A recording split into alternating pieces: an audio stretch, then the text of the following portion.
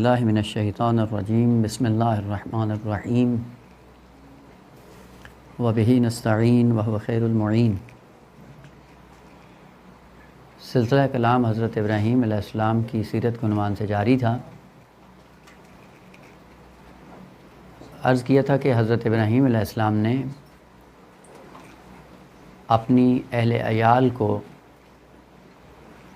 سرزمین مکہ میں چھوڑا اور خود وہاں سے چلے گئے، اور اس ہجرت کے اہداف کے طور پہ کچھ مقاصد کو بیان کیا کہ یہ ہجرت کس لیے ہے، اولاد کو اور بیوی بچوں کو چھوڑنا۔ پہلا ہدف یہ تھا کہ لیقیم الصلاۃ، اقامہ نماز کے لیے ہجرت کر رہا ہوں، اور انشاءاللہ انہی کے توسط سے خداوند عالم نماز کو برپا کرے گا، دین کا چرچا ہوگا، توحید کی سربلندی کے لیے یہ اپنی کوششوں کو جاری رکھیں گے۔ ہدف دوم یہ تھا کہ یہ اقامہ نماز بغیر بشریت کے تعاون کے آگے نہیں بڑھے گا، اور لوگوں کے اندر مقبولیت کا عنصر ہونا چاہیے، اور جب لوگ مقبولیت کی منزل پہ کسی ہادی اور رہنما اور امام کی امامت کو قبول کر لیں گے کہ جس امام کی مشروعیت خداوند عالم کی طرف سے ہوگی، تو آہستہ آہستہ دین کی سربلندی کا آغاز ہو جائے گا۔ تیسرا آپ نتیجہ بھی کہہ سکتے ہیں یا ہدف سوم بھی کہہ سکتے ہیں کہ اگر یہ پہلے دو ہدف پورے ہو گئے تو آپ اس کا نتیجہ بھی دیکھ سکتے ہیں کہ نتیجہ کیا ہوگا، وَارْزُقْهُم مِّنَ الثَّمَرَاتِ، رزق کی فراوانی ہو جائے گی۔ اب یہ بھی کہہ سکتے ہیں کہ رزق کی فراوانی کے لیے ہجرت کی ہے، یہ بھی کہا جا سکتا ہے، اور یہ بھی کہا جا سکتا ہے کہ نہ، اگر پہلے دو ہدف وقوع پذیر ہو گئے تو تیسرا اس کا نتیجہ قہری ہے، وہ یہ ہوگا کہ ثمرات اور رزق کی فراوانی ہوگی۔ یعنی دونوں اعتبار سے آیت کے اندر اتنی گنجائش ہے کہ وَارْزُقْهُم، کہ ان کو خداوند عالم رزق سے مالا مال فرما، اور بعد میں نے تبیینیہ ہے، وہ رزق کیا ہو، من الثمرات۔ سب سے پہلا کلمہ جو ہے وَارْزُقْهُم، لفظ رزق۔ عموماً ہم جو کلمات سنتے ہیں، اور چونکہ ہم مادیت سے زیادہ وابستہ ہیں، محسوسات سے ہمارا واسطہ زیادہ پڑتا ہے، اس لیے ہم کلمات کو انہی محسوسات کے اندر محدود کرنے کی کوشش کرتے ہیں، یعنی خود بخود یہ کام ہو جاتا ہے۔ جیسے ہی ہم لفظ رزق استعمال کرتے ہیں تو فوراً ذہن میں وہ دال روٹی آتی ہے، ذہن میں چاول ہی آتا ہے کہ شاید یہ رزق ہے، چونکہ ہمارا انس انہی چیزوں کے ساتھ ہے، اس کے علاوہ ہم نے کسی چیز کو دیکھا ہی نہیں ہوتا، اس لیے ہمارا تصور بھی یہیں پہ آ کے رک جاتا ہے۔ تو یہاں پہ جب دعا پڑھتے ہیں تو اس کے بعد ہوتا کیا ہے کہ ہمیں بھائی دال روٹی اور چاول چاہیے ہوتا ہے، اس کے علاوہ ذہن ہمارا کہیں اور جاتا ہی نہیں ہے۔ عربی میں لفظ رزق دو خصوصیات پر مشتمل ہوتا ہے، یعنی ہر وہ چیز جو رزق بننے کی صلاحیت رکھتی ہے، ان کے اندر دو چیزیں ملحوظ ہوتی ہیں۔ اگر وہ دو چیزیں ہوں گی تو وہ چیز رزق کہلائے گی، اگر وہ دو چیزیں نہ ہوئیں تو اس چیز کو آپ رزق نہیں کہہ سکتے ہیں۔ پہلی چیز، رزق کہتے ہیں ہدیہ الہی، عطیہ الہی، موہبت الہی، خداوند عالم کا انعام کہ جو دائماً جاری و ساری رہے، وہ عطیہ جس کے اندر استمرار ہو، دوام ہو، اس عطیے کو رزق سے تعبیر کیا جاتا ہے۔ تسلسل کے ساتھ جو چیز آ رہی ہو اور اس کے اندر استمرار بھی ہو، رکاوٹ نہ ہو، کہیں پہ چیز رکے نہیں، جہاں پہ چیز رک گئی وہ رزق ہونے سے خارج ہو جائے گی۔ دائماً جو چیز خالق کائنات کی طرف سے عطیہ انعام کے طور پہ جو دیا جا رہا ہو وہ رزق کہلائے گا۔ اسی لیے لفظ حیات دائماً انسان کی ذات کے اندر جاری و ساری ہے، اس لیے حیات اب وہ مادی ہی کیوں نہ ہو، یہ حیات کیا ہے، رزق کہلاتا ہے، چونکہ دائماً استمرار کے ساتھ انسان سانس لے رہا ہے۔ تو جو چیز مستمر اور استمرار کے ساتھ جاری و ساری ہو، اس کو ہم رزق کہہ سکتے ہیں، پہلا رکن۔ اور دوسرا رکن رزق کے اندر یہ ہے کہ اس دائمی اور مستمر چیز سے بہرہ مند بھی ہو سکیں، اس سے فائدہ اٹھانے میں کوئی مانع بھی نہ ہو، کوئی رکاوٹ بھی نہ ہو۔ اگر رکاوٹ آ جائے گی وہ ہمارا رزق نہیں ہوگا، یا وہ چیز رزق بننے کی صلاحیت نہیں رکھتی۔ مثلا انسان صحت مند بھی ہے اور خداوند عالم کی نعمتوں کی فراوانی بھی ہے، یہ فراوانی اتنی زیادہ ہے کہ تسلسل کے ساتھ خداوند عالم دے رہا ہے، لیکن ادھر سے انسان کی صحت ایسی نہیں ہے کہ جو نعمات سے استفادہ کر سکے، رکاوٹ آ جاتی ہے، فائدہ نہیں اٹھا سکتا ہے۔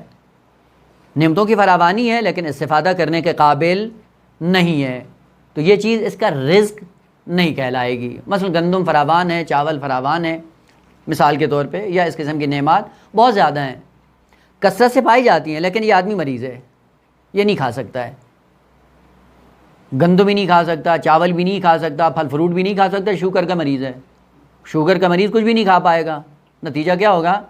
درست ہے کہ یہ نعمات کا تسلسل جاری ہے، لیکن دوسرا رکن کہ اس کے استفادے سے کوئی رکاوٹ موجود نہ ہو، یہ مریض ہے اور مرض رکاوٹ ہے، اس مرض کی بنیاد پہ یہ چیز اس کا رزق نہیں بن پائے گا۔ پس رزق کے اندر دو خصوصیات ہوں، ایک وہ انعام الہی دائمی ہو، اور دوسرا اس انعام الہی سے استفادہ کرنے کے لیے کوئی رکاوٹ موجود نہ ہو۔ یہ دو چیزیں جس چیز میں پائی جائیں گی وہ انسان کا رزق کہلائے گا۔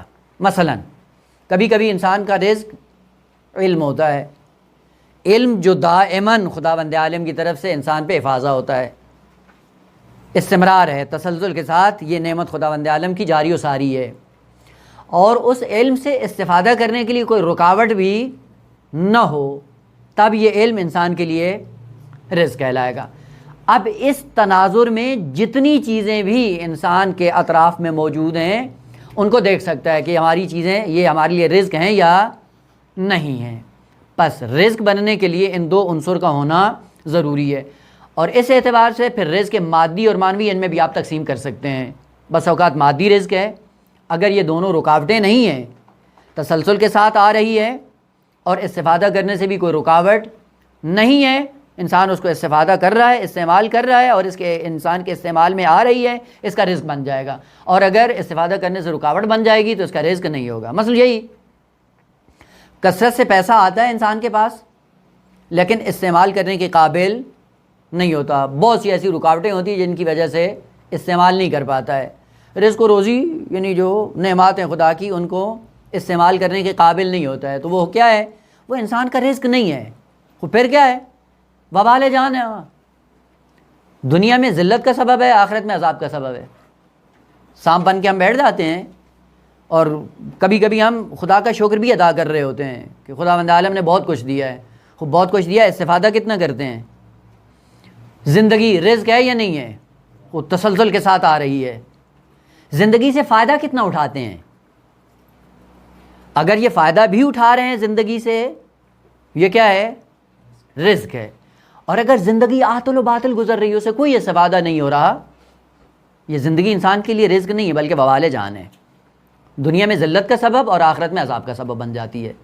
پس ان دو ارکان کے تحت آپ یہ دیکھیں کہ حضرت ابراہیم علیہ السلام نے کہا وَارْزُقْهُمْ، ان کے لیے ہر چیز کو رزق بنا دے، اور مطلق ہے دعا۔ کون سی چیز رزق بنے؟ کہا انہی دو ارکان کے تحت جو چیز بھی ان کی زندگی میں آئے ان کا رزق بن جائے، ایک تسلسل رہے اور دوسرا اس سے فائدہ اٹھانے کے قابل ہوں، صحت ہو، رزق ہو، علم ہو، رزق بن جائے، اگر دنیا کے نعمات ہیں وہ بھی ان کا رزق بن جائے، ہر چیز ان کے لیے رزق بن جائے۔ اور ایسی عظیم دعا حضرت ابراہیم علیہ السلام نے کی، اور واقعاً آپ طول تاریخ میں دیکھ لیں جس سے پتہ چلتا ہے کہ شے کی کثرت یا قلت نہ وہ وسعت رزق میں دخیل ہوتی ہے اور نہ قلت رزق میں دخیل ہوتی ہے۔ فراوانی کسی چیز کی رزق نہیں ہوتا، یعنی بہت زیادہ ہو تو کہیں جی رزق ہے، نا، ان دو عنصر کے تحت اگر تسلسل کے ساتھ ہے اور اس سے فائدہ اٹھانے کے لیے کوئی رکاوٹ نہیں ہے، وہ انسان کا رزق بنتی ہے۔ جہاں پہ کثرت یا قلت نہ معنی ہے، نہ رکاوٹ ہے، اور نہ ہی وہ معیار ہے۔ مثلا بہت زیادہ کسی کے پاس غلہ پڑا ہوا ہے، یہ رزق فراوان ہے؟ نہ۔ اگر صحت مند ہے اور استفادہ کر رہا ہے، بہرہ مند ہو رہا ہے، اس سے خوب رزق ہے، لیکن اگر استفادہ نہیں کر پا رہا ہے تو یہ کثرت ہے، لیکن یہ کثرت انسان کے لیے رزق نہیں ہے۔ وَارْزُقْهُم مِّنَ الثَّمَرَاتِ، ثمرات، البتہ لفظ ثمر جس کا معنی کیا جاتا ہے پھل، درست ہے کہ ایک قریب المعنی ہو جاتا ہے، لیکن لفظ ثمر سے میم رے عربی میں وہاں پہ اطلاق ہوتا ہے اس کلمے کا جہاں پہ ایک چیز کسی دوسری چیز کے باطن سے، اس کے اندرون سے باہر آئے اور اس پہ وابستہ ہو جائے، متفرع ہو جائے، وہاں پہ لفظ ثمر استعمال ہوتا ہے۔ آپ نے دیکھا ہے یہ پھل جو درختوں پہ لگتے ہیں کہاں سے نکلتے ہیں؟ شجر کے باطن سے باہر آتے ہیں اور پھر اس سے مرتبط ہو جاتے ہیں۔ جب تک مرتبط رہتے ہیں پھلتے پھولتے رہتے ہیں، اور جس دن ان کا ارتباط ختم ہو جاتا ہے اس کے بعد ان کی زندگی کم ہو جاتی ہے اور ایسا ایسا گلنا سڑنا شروع ہو جاتے ہیں۔ پس ثمرات کا معنی عربی میں جہاں پہ لہذا پھل بھی یہی ہوتا ہے کہ پھل بطن شجر سے باہر آتا ہے، دھیرے دھیرے پھر زمین سے اپنے ذرات کو جذب کرتا ہے، جذب کرنے کے بعد پھر انسان کے لیے مفید بن جاتا ہے۔ پس ثمرات، اب وہ اس سے مراد یہ نہیں ہے کہ حتماً یہ مادی پھل ہی مراد ہیں، چونکہ آج کیا ہے کہ ہمارا چونکہ سروکار زیادہ مادیات سے ہیں تو ہمارے ذہن میں وہی مادی چیزیں فوراً ذہن میں آتی ہیں۔ وَإِلَّا علم انسان کے لیے ثمرہ ہے یا نہیں ہے؟ علم انسان کے لیے ثمرہ ہے، آئے گا کہاں سے؟ بہت خوبصورت ہیں تعبیریں قرآن کی کہ یہ علم قلب انسانی کے اندر سے جنم لیتا ہے، باہر سے کوئی چیز نہیں آتی ہے، دل کے اندر کچھ بھی نہیں آتا، یہ ذہن میں رکھ لیں۔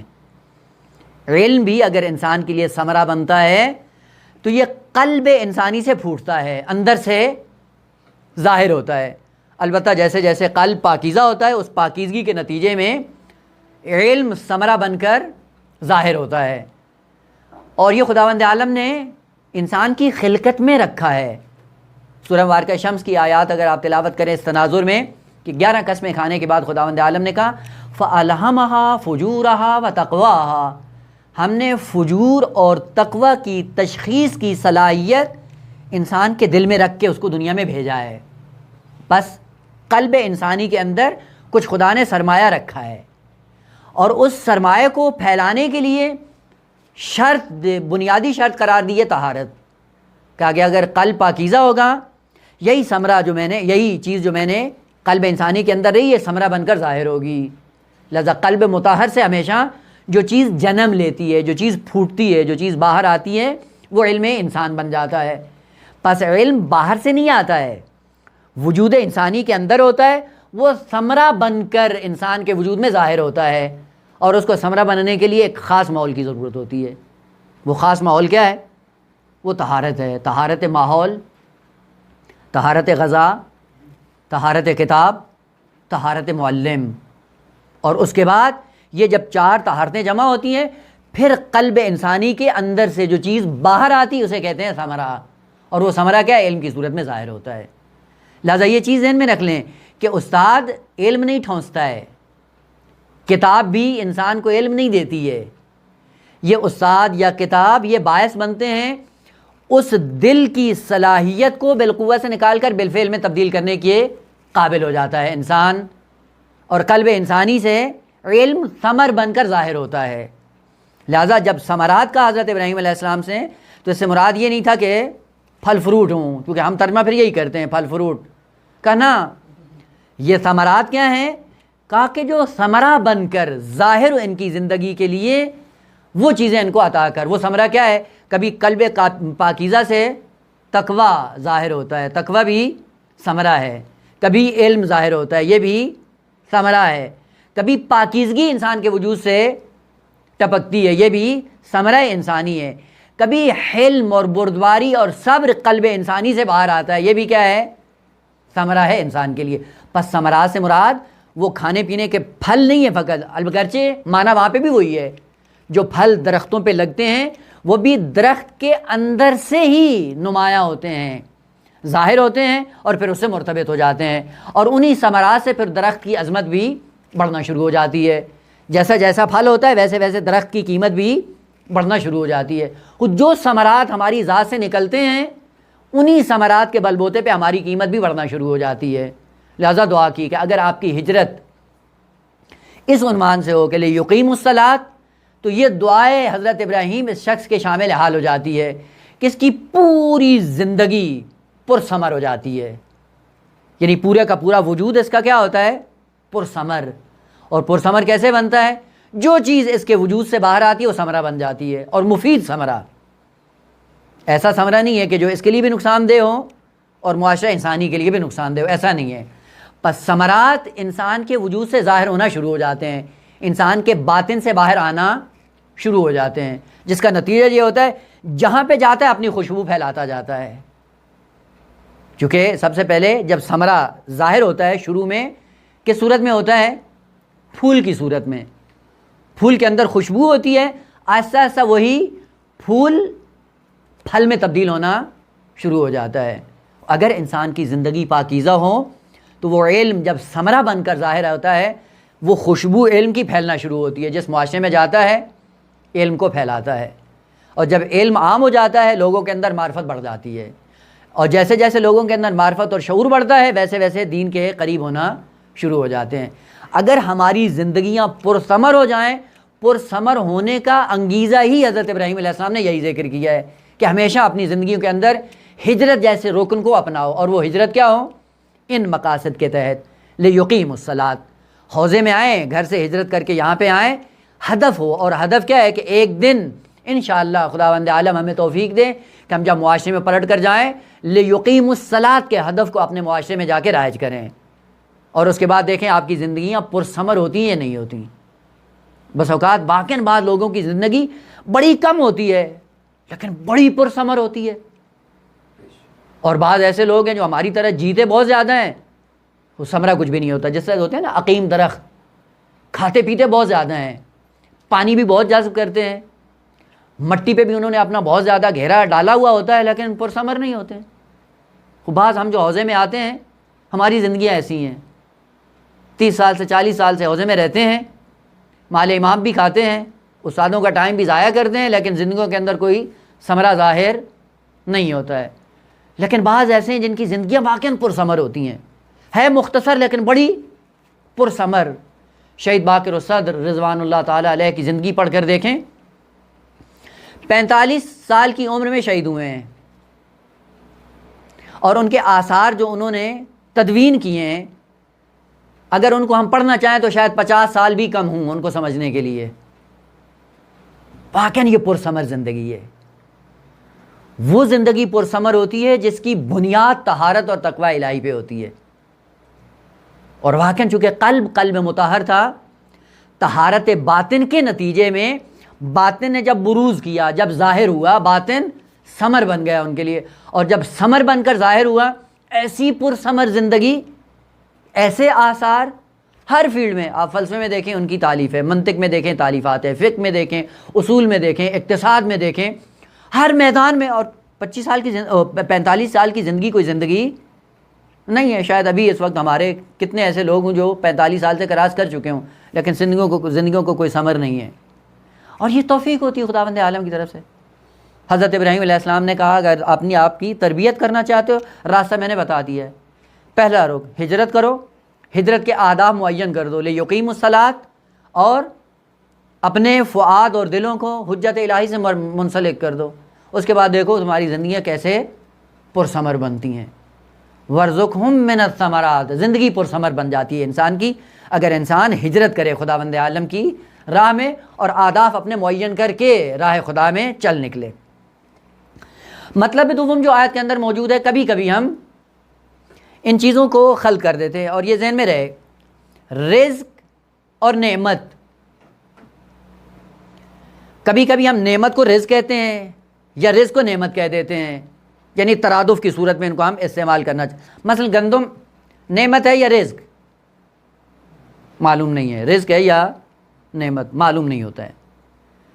بس اوقات رزق اور کثرت کی، نعمت کی فراوانی ہوتی ہے، لیکن اس کے استعمال کرنے کے انسان قابل نہیں ہوتا ہے۔ لہٰذا وہ نقطہ سمجھنا بہت ضروری ہے کہ کب کوئی چیز ہمارے لیے رزق بنتی ہے یا نعمت بنتی ہے، اور وہی مفہوم جو ہم نے بنایا ہوا ہے، نعمت رزق پر متفرع ہے اور رزق سبب نعمت ہے۔ نعمت بعد میں انسان کی زندگی میں وجود میں آتی ہے۔ لفظ نعمت فعلت کا وزن ہے۔ نعمت، نکمت، عزت، ذلت، سیرت، فطرت، جلست، فعلہ کا وزن ہے۔ اور آپ کو پتہ ہے کہ مصدر میں جو فعلہ کا وزن استعمال ہوتا ہے وہ نوعیت کے لیے استعمال ہوتا ہے۔ نوعیت معلوم ہے نا، آپ کہتے ہیں کہ میں بیٹھا جس طرح زید بیٹھا، یعنی میرے بیٹھنے کا انداز کیسا تھا؟ زید کے بیٹھنے کے انداز کی طرح۔ یہ جو انداز ہوتا ہے وہاں پہ لفظ فعلت استعمال ہوتا ہے، اور لفظ نعمت فعلت کا وزن ہے۔ پہلے معنی کر دوں، لفظ نعمت ہر وہ چیز جو انسان کے لیے رفاہ، آسائش، آرام، اطمینان کا سبب بنے وہ نعمت ہے۔ انسان کی آسائش، اطمینان، سکون، آرام کا جو چیز بھی سبب بنے گی وہ نعمت ہے۔ اسی لیے جب عرب کے اندر آپ نے اس کلمے کا معنی دیکھا تو کیا کہتے ہیں؟ طیب و عیشن۔ نعمت کس کو کہتے ہیں؟ پاکیزہ زندگی، عیش و عشرت۔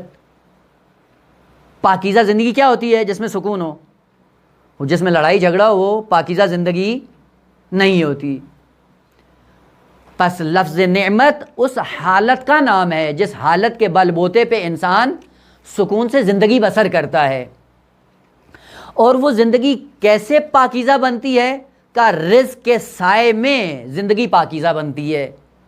رزق جب استعمال کرتا ہے، رزق اپنا اثر دکھاتا ہے، زندگی انسان کی پاکیزہ ہو جاتی ہے۔ مثال عرض کروں، مثلا انسان کو بھوک لگی ہو، بھوک لگنے کے بعد احساس خستگی کرتا ہے، ایک درد ہوتا ہے انسان کے اندر، رنج ہوتا ہے، دکھ، اس دکھ کو دور کرنے کے لیے کوئی چیز نوش کرتا ہے، نوش کرنے کے بعد اس کی حالت کیا ہو جاتی ہے؟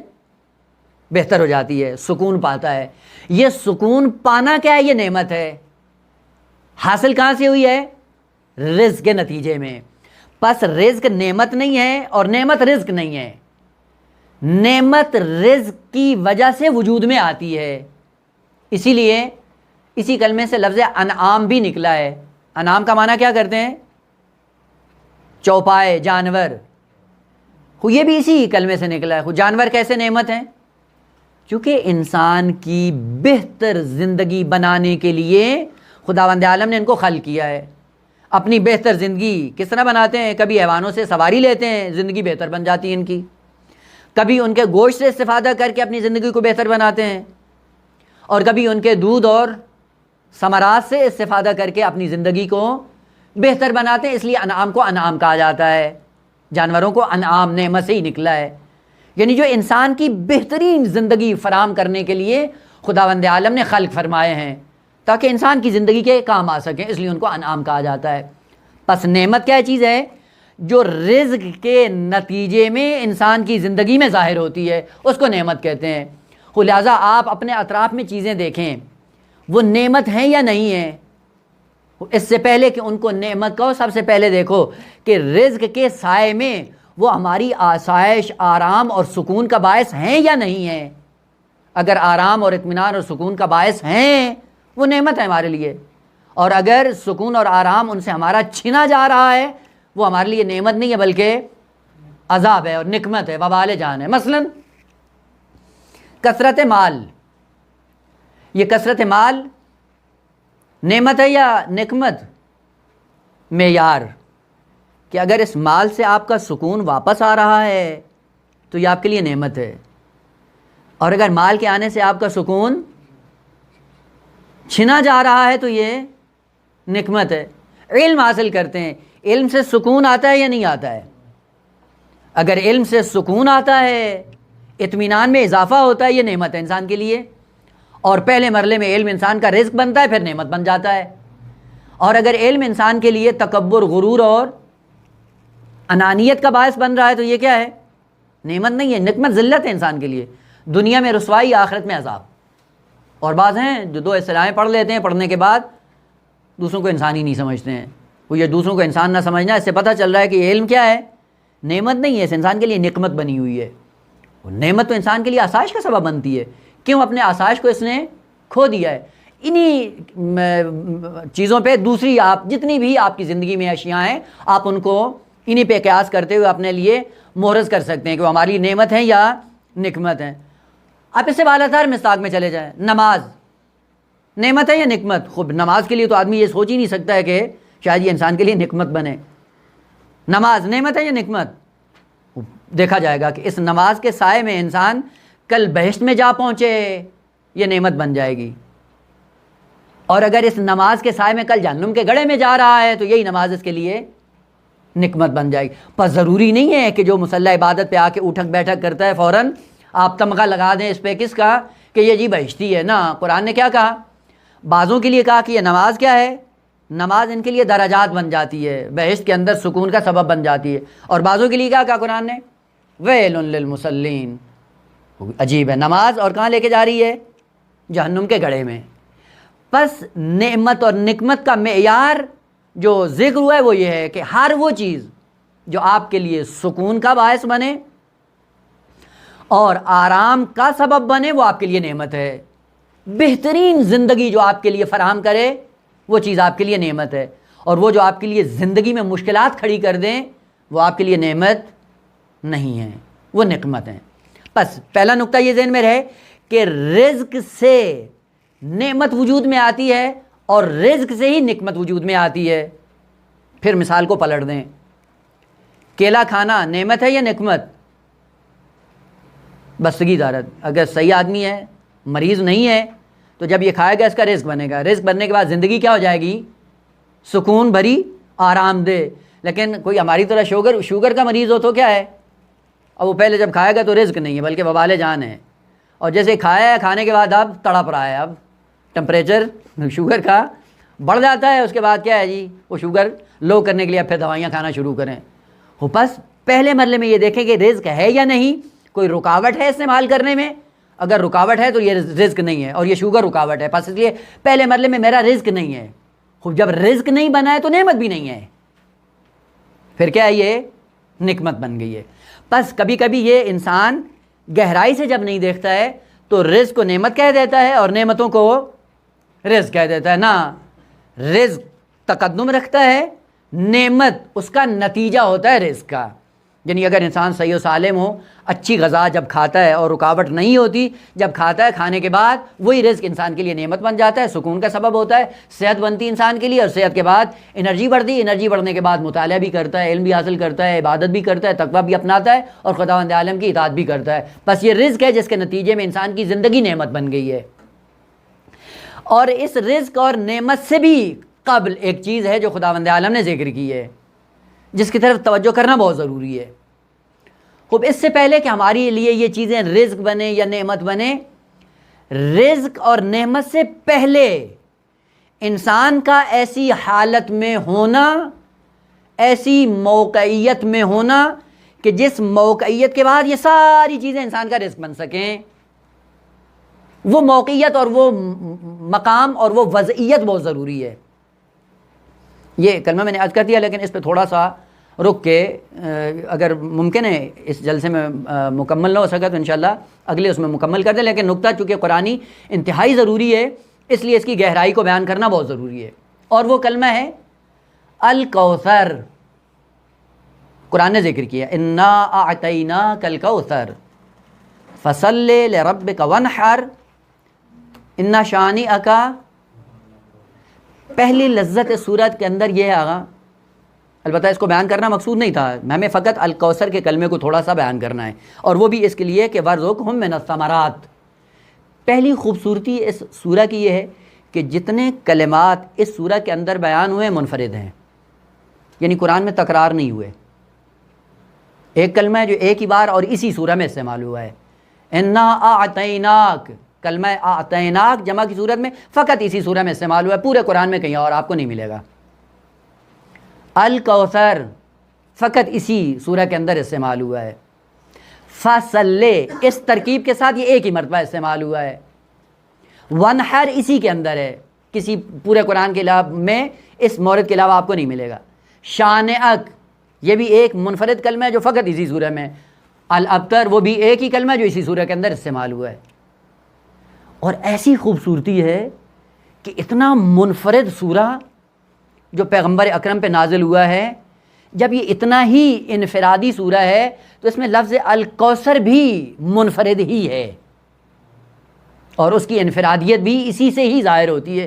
یہ ایک کلمہ, اس کے اندر کون سی فصاحت و بلاغت ہے کہ جس کو خداوند عالم نے انتخاب کیا اور یہ چیز پیغمبر اسلام کو عطا کی. اور ہم کیا کہتے ہیں ہمیشہ, الکوثر کیا ہے؟ نعمت. یہی ذہنوں میں یہی ہے نا, الکوثر کیا ہے؟ نعمت. نہ, الکوثر نعمت نہیں ہے. رزق ہے کہ نہ, رزق بھی نہیں ہے. پھر کیا ہے؟ نعمت اور رزق سے پہلے مرحلے میں جو موقعیت, جو وضعیت انسان کے اندر پیدا ہوتی ہے, جس کی وجہ سے ہر چیز انسان کے لیے رزق بن جاتی ہے اور ہر چیز انسان کے لیے نعمت بن جاتی ہے, اس کو کوثر کہا جاتا ہے. کوثر نعمت نہیں ہے. تعجب ہوگا چونکہ پہلی دفعہ سن رہے ہیں, اس لیے ممکن ہے تھوڑا بہت ذہن اس کو قبول نہ بھی کرے. کوثر نعمت نہیں ہے, بلکہ کوثر نعمت کا سبب ہے. کوثر رزق نہیں ہے, کوثر رزق کا سبب ہے, علت ہے, ریزن ہے, وجہ ہے. اور یہ ہے کیا؟ پہلے بھی عرض کیا تھا, ظاہراً ایسا ہوتا ہے کہ کوئی چیز عرض ہو جاتی ہے لیکن بعد میں برادران اس کی طرف مراجعہ نہیں کرتے ہیں. وہ لفظ کوثر کے لیے دو قول ہیں. سب سے پہلا قول یہ ہے کہ لفظ الکوثر وزن اس کا ہے فوعل, کثرت سے مبالغہ ہے لفظ کوثر. یعنی اگر صرفی اعتبار سے اس کو دیکھا جائے تو کہتے ہیں کہ الکوثر کثرت میں مبالغے کا نام کوثر ہے, اور یہ کثرت جو اس کے اندر موجود ہے وہ اس وزن کی وجہ سے ہے, فوعل کی وجہ سے, جس کے اندر کثرت ہو, اس کو لفظ کوثر کہا جاتا ہے. یہ ایک قول ہے. ہم اسی بنا پہ اس کلمے کی تھوڑی سی وہ حقیقت کو بیان کرنے کی کوشش کر رہے ہیں. البتہ دوسرا کہ اصل یہ لفظ کوثر فعل ہے یا فعلل ہے, یعنی ثلاثی ہے یا رباعی ہے. اگر رباعی ہوا تو اصل یہ وادی دیگر ہے. انشاءاللہ ابھی اگر فرصت ہوئی تو اس کی طرف بعد میں اشارہ کریں گے. ابھی کوثر یعنی فعل ثلاثی پہ بنا رکھتے ہوئے واو بیچ میں اضافی ہے, کاف سارا کثرت. لفظ کوثر کا جس کے اندر کثرت ہو. خوب اس سے پہلے کہ کوثر کو بیان کریں, کثرت, آیا کثرت اور قلت یعنی کسی چیز کا زیادہ ہونا یا کم ہونا, یہ کثرت و قلت آیا امور نفسیہ میں سے ہے یا امور نسبیہ میں سے ہے؟ کثرت اور قلت امور نفسی نہیں ہے, یعنی ذاتاً کوئی چیز کثیر ہو یا ذاتاً کوئی چیز کم ہو. کم اور زیادہ ہونا نسبی ہوتا ہے.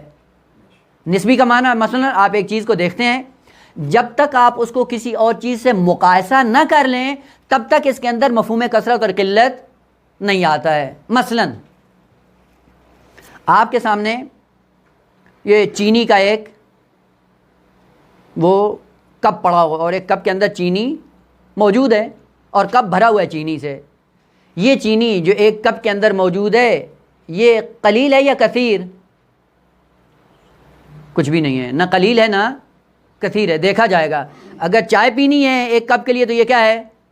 بہت زیادہ ہے. لیکن اگر آپ کو 1 کلو کا حلوہ بنانا ہے تو اس کے لیے کم ہے. بس یہ چینی اپنی ذات میں نہ کثیر ہے نہ قلیل ہے, ہمیشہ نسبی ہے. یعنی دوسری چیزوں کے ساتھ جب ہم اس کو مقایسہ کریں گے اس کے نتیجے میں قلت اور کثرت کا مفہوم ظاہر ہوگا. مثلا افراد ہیں, 10 آدمی ہیں, وہ 10 آدمی کم ہے یا زیادہ؟ جواب کیا ہے؟ کس کی نسبت؟ وہ یہ 10 آدمی, اگر آپ نے گاڑی سٹارٹ کرنی ہے دھکا لگانا ہے تو یہ کتنے ہیں؟ بہت زیادہ ہیں. لیکن اگر آپ کو کسی جلسے میں شرکت کروانی ہے, تظاہر کرنا ہے تو 10 آدمی کم ہے. پس کثرت اور قلت کا معیار ہمیشہ مقایسہ ہوا کرتا ہے. دوسری چیزوں کو دیکھتے ہوئے یہ ہم تعیین کریں گے کہ یہ چیز کم ہے یا زیادہ. پس ہمیشہ وہ معیار جس کی وجہ سے کسی شے کے اندر کثرت اور قلت آتی ہے وہ ہمیشہ چیز معیار بنتی ہے جس کی وجہ سے یہ کبھی کم ہو جاتی ہے یا زیادہ ہو جاتی ہے. مثلاً 30 سال کی زندگی کم ہے یا زیادہ؟ معلوم نہیں ہے کم ہے یا زیادہ. اگر دین فہمی کے لیے ہو بہت کم ہے, اور اگر اباطیل میں صرف کرنی ہو تو وہ بہت زیادہ ہے, وہ ایک دن بھی کافی ہے انسان کے لیے. بعض زندگیاں ایسے ہوتی ہیں زندگی کم ہوتی ہے لیکن اس ہدف کو مد نظر رکھتے وہ کم زندگی بھی کثیر ہو جاتی ہے. خداوند عالم کے یہ کلمات واقعاً خوبصورت ہیں. آپ دیکھیں انبیاء کی زندگیاں کتنی تھیں. انبیاء کی دنیا میں کم ترین عمر پانے والے پیغمبر اسلام ہیں, لیکن کیا کہا خداوند عالم نے؟ کہ ہم نے انا اعطیناک الکوثر, آپ کی زندگی کثیر ہے. یعنی جس ہدف کے لیے آپ کو زندگی دی تھی اس ہدف کے لیے جتنا آپ پہنچے اتنا کوئی نبی وہاں تک نہیں آیا ہے. خوب ہے کم لیکن بہت زیادہ ہے. بعض چیزیں اپنی ذات میں کم ہوتی ہیں لیکن ہدف کو جب نظر میں رکھتے ہیں تو بہت زیادہ ہو جاتی ہیں. لہٰذا خداوند عالم نے کیا کہا؟ انا اعطیناک الکوثر. پس لفظ کوثر جس کے اندر قلت یا کثرت ہوتی ہے, اور قلت اور کثرت اس ذات میں نہیں دیکھی جاتی بلکہ مقایسے کی صورت میں دیکھی جاتی. بس اوقات دیکھتے ہیں جی امکانات انسان کے پاس کم ہیں. امکانات کم ہے کا مطلب کیا ہے؟ یعنی نہ موبائل ہے, نہ لیپ ٹاپ ہے, نہ کتاب ہے, کچھ بھی نہیں ہے. اب اس کی زندگی کیا ہے, قلیل ہے یا کثیر؟ وہ دیکھا جائے گا کہ یہ اساتذہ سے استفادہ کر کے اپنی زندگی کو بابرکت اس نے بنایا ہوا ہے. وہ یہ امکانات ہوں یا نہ ہوں فرق نہیں کرتا ہے. لیکن ایک کے پاس موبائل بھی ہے, ٹیبلٹ بھی ہے, لیپ ٹاپ بھی ہے, نہ جانے کیا کیا ہے, لیکن ادھر سے زندگی جہنم کا ایندھن بنی ہوئی ہے. اب یہ کیا ہے؟ یہ وسائل انسان کے لیے ذلت کا باعث بنے ہوئے ہیں اور آخرت میں عذاب کا سبب بن جائیں گے. پس کثرت اور قلت کسی چیز کے اندر جب آپ کو دیکھنا ہوگا تو معیار کیا ہے؟ ہمیشہ دوسری چیزوں کے ساتھ مقایسہ کیا جائے گا. اگر دوسری چیزوں کے ساتھ مقایسہ کریں گے بعد میں پتہ چلے گا کہ یہ کثیر ہے یا قلیل. خوب یہ معیار تھا کثرت اور قلت کا. پھر کوثر کا بیچ میں کیا ہے؟ کوثر ہمیشہ کثرت کا سبب بنتی ہے. ہمیشہ اگرچہ چیز کم ہو لیکن اگر کوثر بن جائے کثیر ہو جاتی ہے, اور اگر کثیر چیز بھی ہو کوثر نہ بنے وہ کم ہے, نہ بلکہ کم ہے بلکہ انسان کے لیے بوال جان بن جاتی ہے. لہذا ہمیں پہلے مرحلے میں یہ دیکھنا ہے کہ جو چیز ہماری زندگیوں میں آ رہی ہے یہ کوثر ہے یا نہیں ہے. اگر کوثر ہے اس کے بعد آپ کثرت کو فوراً اس سے انتزاع کر سکتے ہیں. یعنی کوثر کے ساتھ کثرت کا لازمہ قہری ہے. جب کوثر ہے تو کثرت ہے اگرچہ کمی کیوں نہیں ہے. مثال کے ذریعے یہ مطلب واضح ہوگا, اس کے بغیر واضح نہیں ہو سکتا ہے. دیکھیں بہت سے ایسے پھل ہوتے ہیں جو درختوں پہ لگتے ہیں. سیب ہے درخت پہ لگتا ہے,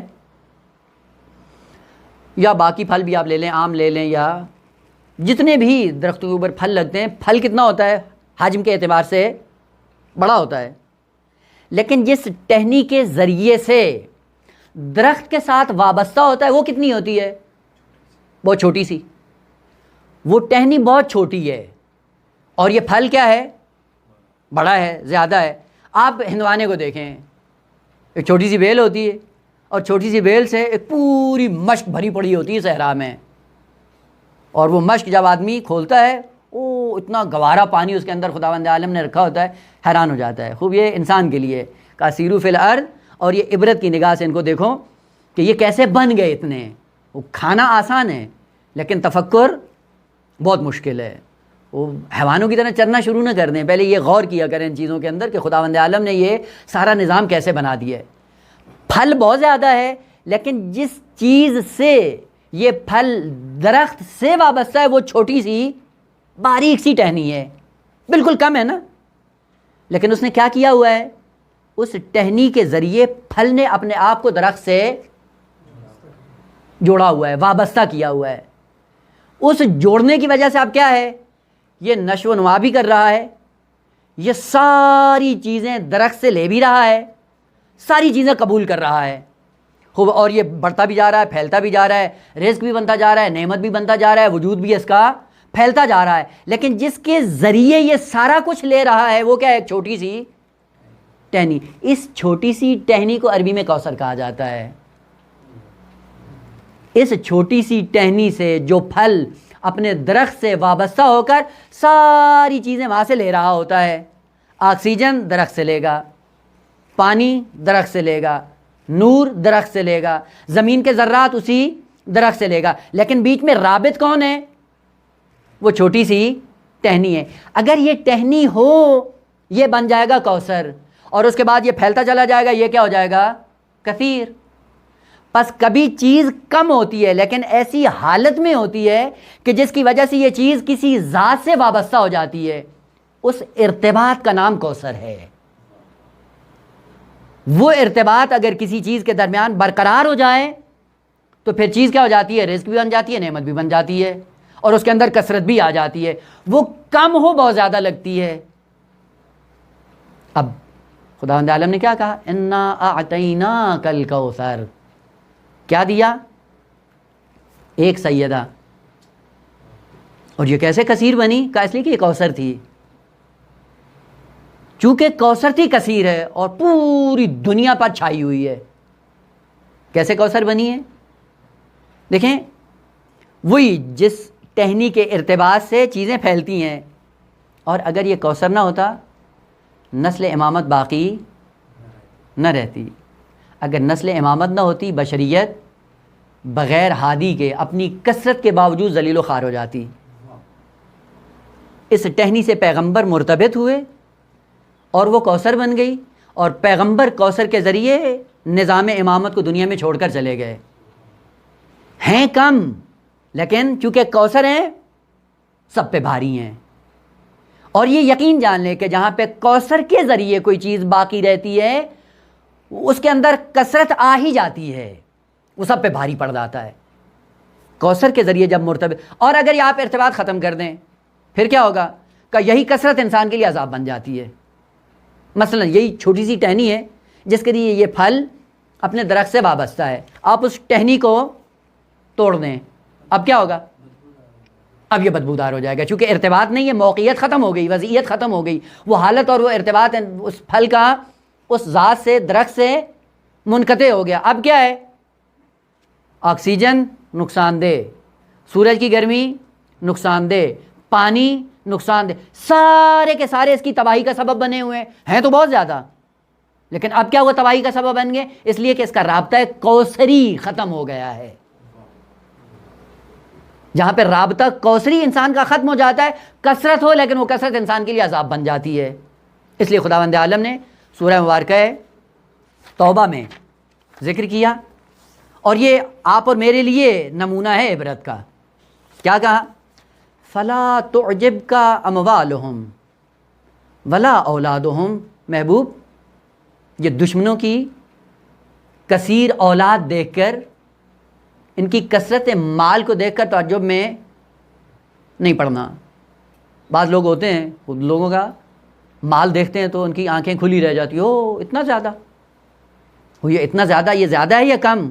کا رک جاؤ, یہ کوثر ہے یا کوثر نہیں ہے؟ اگر یہ کوثر ہے تو کم بھی ہو بہت زیادہ ہے, اور اگر کوثر نہ ہو تو زیادہ بھی کم ہے. فلا تعجبک اموالہم ولا اولادہم. خوب ہم ان کو کیا کرتے ہیں کہ جب انسان کا رابطہ خدا سے کٹ جاتا ہے, کثرت نعمات کے نتیجے میں خدا انسان کو عذاب کرتا ہے. ہوتی نعمتیں ہیں لیکن انسان عذاب میں مبتلا ہوتا ہے. کیوں عذاب میں ہے؟ کہ اس لیے کہ رابطہ کوثری انسان کا ختم ہو گیا ہے. خداوند نے کیا فرماتے ہیں؟ انما یرید اللہ لیعذبہم بہا فی الحیات الدنیا. کثرت مال ہے لیکن عذاب بنا ہوا ہے, کثرت اولاد ہے لیکن عذاب بنی ہوئی ہے. کیوں؟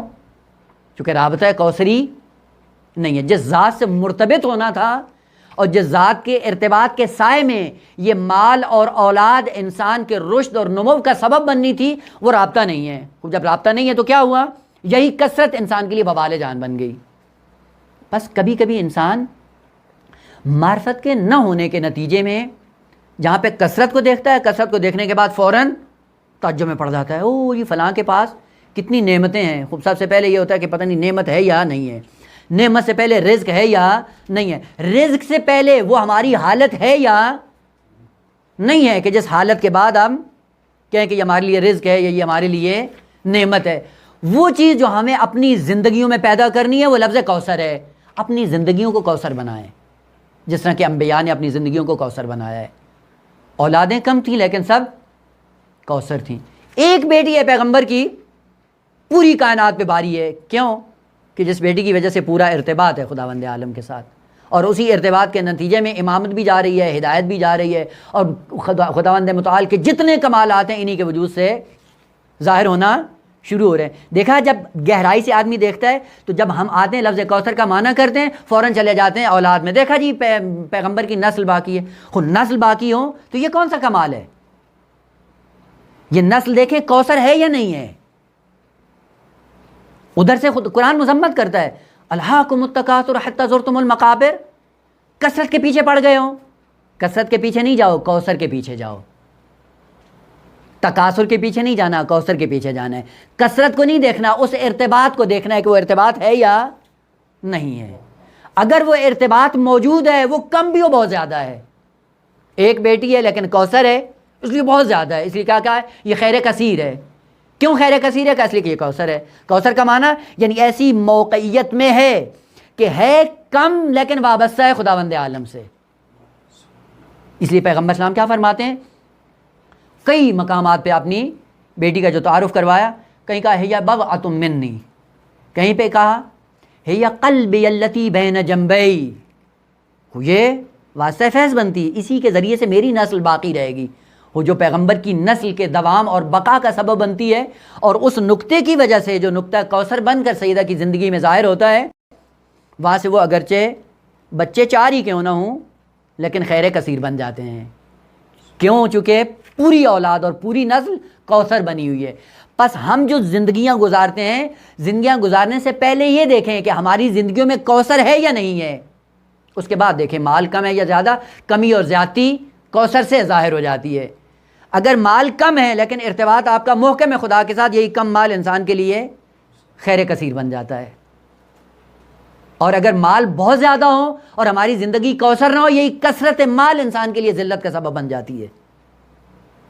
اب یہ ہم پہ ڈیپینڈ کرتا ہے کہ ہم اس کم مال کو کوثر میں تبدیل کر سکتے ہیں یا نہیں کر سکتے ہیں, اس رزق کو کوثر بنا سکتے ہیں یا نہیں, نعمت کو کوثر میں تبدیل کر سکتے ہیں یا نہیں ہے. پس کوثر ایسی حالت کا نام ہے جس حالت کے سائے میں ہر چیز انسان کے لیے رزق بن جاتی ہے, ہر چیز انسان کے لیے نعمت بن جاتی ہے. بس چیزوں کو نہیں دیکھیں, یہ چیزیں کوثر کے سائے میں رزق بنتی ہیں, کوثر کے سائے میں نعمت بنتی ہیں. اگر کوثر ہے تو رزق بھی ہے, نعمت بھی ہے. پھر مثال پہ پلٹ آئیں, وہی عامیانہ تصور, رزق کی فراوانی ہے لیکن حالت اچھی نہیں ہے. انواع اقسام کی بیماریاں لگی ہوئی ہیں. یہ انواع اقسام کی بیماریاں کیا کر رہی ہیں؟ استفادہ کرنے سے روک رہی ہیں. خوب جب یہ روک رہی, اتنی کثرت کے باوجود کسی ایک سے استفادہ نہیں کر پا رہا ہے. نہ گوشت کھا سکتا ہے, نہ دیسی گھی کھا سکتا ہے, نہ چینی کھا سکتا ہے, نہ مٹھائی کھا سکتا ہے, کچھ بھی نہیں کھا پا رہا ہے. کیوں؟ وہ ہیں تو بہت زیادہ. یہ بہت زیادہ اس کے لیے کیا بنا ہوا ہے؟ وبال جان اور عذاب بنا ہوا ہے. بس یہ نہ دیکھیں کہ یہ کثرت یا قلت, کثرت اور قلت معیار نہیں ہے. اس کثرت اور قلت سے کتنا استفادہ کر رہے ہیں اور وہ کتنا آپ کے لیے مفید بن رہی ہے. بس اپنی زندگیوں کے اندر سب سے پہلا عنصر جو ہمیں پیدا کرنا ہے وہ اپنی زندگیوں کو کوثر بنانا ہے, اپنے وجود کو کوثر بنانا ہے. اور ہماری زندگیاں اور ہمارا وجود اس وقت کوثر بنے گا جس دن ہم منبع حیات سے منسلک ہو جائیں گے. اور وہ کون ہے؟ ذات احدیت ہے. اگر ہماری زندگیاں وابستہ ہیں خدا سے, اگر ہمارے اعمال وابستہ ہیں خدا سے, اور ہمارے ارتباطات خدا سے وابستہ ہیں, اس وابستگی کے بعد جو چیز بھی آپ کی زندگی میں آئے گی وہ آپ کا رزق بھی بن جائے گی, آپ کے لیے نعمت بھی بن جائے گی. لیکن اگر وہ ارتباط ختم ہو جائے, مال ہو, اولاد ہو, علم ہوں, ادارے ہوں, کتابیں ہوں, جو کچھ ہو, اگر ارتباط خدا کے ساتھ نہیں, یہ سب کا سب وبال جان ہے انسان کے لیے. لہذا کئی لوگ ایسے ہیں اسی کثرت مال کے نتیجے میں قیامت کے دن لٹکے ہوئے ہوں گے. کیوں؟ چونکہ رابطہ کوثری انہوں نے برقرار نہیں کیا ہے. اور اسی رابطہ کوثری کو برقرار کرنے کے لیے حضرت ابراہیم علیہ السلام نے دعا کی, کہا ہجرت کرو. ہجرت کا ہدف خدا ہو اور دوسرا ہدف اقامہ نماز ہو. اقامہ نماز ہوگا تو کیا ہوگا؟ تمہارے قلوب کو خداوند عالم منسلک کر دے گا اپنی حجت کے ساتھ. جیسے ہی ارتباط آئے گا اس ارتباط کے نتیجے میں آپ کی زندگی کوثر بن جائے گی. جیسے ہی زندگی کوثر بنے گی جو چیز بھی آپ کی زندگی میں آئے گی وہ آپ کا رزق بھی بنے گی, آپ کے لیے نعمت بھی بنے گی. وہ دنیا میں بھی آرام ہے, سکون ہے, اور آخرت میں بھی آرام اور عزت ابدی ہے انسان کے لیے. پس وَارْزُقْهُم مِّنَ الثَّمَرَاتِ, یہ دعا کرنا یہ بتا رہا ہے کہ سب سے پہلے انسان کے لیے جو چیز رزق بنتی ہے اور جس کے سبب میں چیزیں رزق بنتی ہیں وہ لفظ کوثر ہے. اپنی زندگی اگر کوثر نہیں ہے تو کوئی چیز انسان کے لیے رزق نہیں ہے. سب سے پہلے اپنی صحت کا خیال رکھیں, پھر نعمتوں کو گلے سے نیچے اتاریں. اگر مریض ہوئے تو جیسے ہی گلے سے اتار دیں گے مزید بیمار سے بیمار تر ہوتے چلے جائیں گے. لہٰذا پہلے کوثر بنائیں, کوثر بنانے کے بعد جو چیز آپ کی زندگی میں آئے گی وہ کیا بنے گی؟ پہلے مرحلے میں رزق بنے گی, اور رزق آپ کے لیے نعمت اور طیب عیش کا سبب بن جائے گی. دیکھیں ایک رابطہ علی اور معلولی ہے, یعنی اسباب اور مسببات کا رابطہ ہے اس کائنات کے اندر, جس کو خداوند عالم نے اپنی کتاب میں بیان کیا ہے, اور ہم بیگانہ وار ان آیات سے گزر جاتے ہیں, اس کی گہرائی میں نہیں جاتے ہیں. وَارْزُقْهُم مِّنَ الثَّمَرَاتِ, رزق بننے سے پہلے اپنی زندگیوں کو کوثر بنائیں. کوثر بنے گی اس کے بعد رزق بھی ہے, رزق کے بعد نعمت بھی ہے. آخری جملہ, اور یہ انتہائی خوبصورت جملہ ہے, سورہ مبارکہ ہے ابراہیم کا, لعلہم یشکرون, کہ ظاہراً لگتا ہے ٹائم ختم ہو گیا ہے, اور سوالیہ نشان یہاں پہ ڈال دوں, مطالعے میں رہیں, انشاءاللہ اگلے جلسے میں اس کو عرض کریں گے. جتنی بھی تعلیمات خداوند عالم نے قرآن میں ذکر کی ہیں, جتنی بھی عبادات, جتنے بھی مناسک, جتنی بھی دینی تعلیمات قرآن میں ذکر ہوئی ہیں, آپ سب تعلیمات کا مطالعہ کر کے دیکھیں, آخر میں آیت لا اللہ پہ ختم ہو جاتی ہے. کتب علیکم الصیام کما کتب علی الذین من, کیا ہے؟ لعلکم تتقون. یہاں پہ بھی سارا کیا, لیکن بعد میں کیا کہا؟ لعلہم یشکرون, لعلہم یرشدون, لعلکم تتقون. یا ایھا الناس اعبدوا ربکم الذی خلقکم والذین من قبلکم. کیوں؟ لعلکم تتقون. یہ لعلہ اس کا معنی کیا ہے پورے قرآن میں؟ کیوں قرآن نے لعلہ کے ساتھ یہ تعبیریں استعمال کی؟ یعنی سب کچھ بیان کرنے کے بعد بھی اب کیا ہے؟ تردید ہے. یہ تردید کیوں ہے؟ اور کیوں خداوند عالم نے لفظ لعلہ کے ساتھ ان سارے معارف کو لعلہ کے ساتھ منسلک کر دیا؟ انشاءاللہ سلسلہ کلام جاری ہے, بعد والے جلسے میں انشاءاللہ عرض کریں گے. والحمدللہ رب العالمین.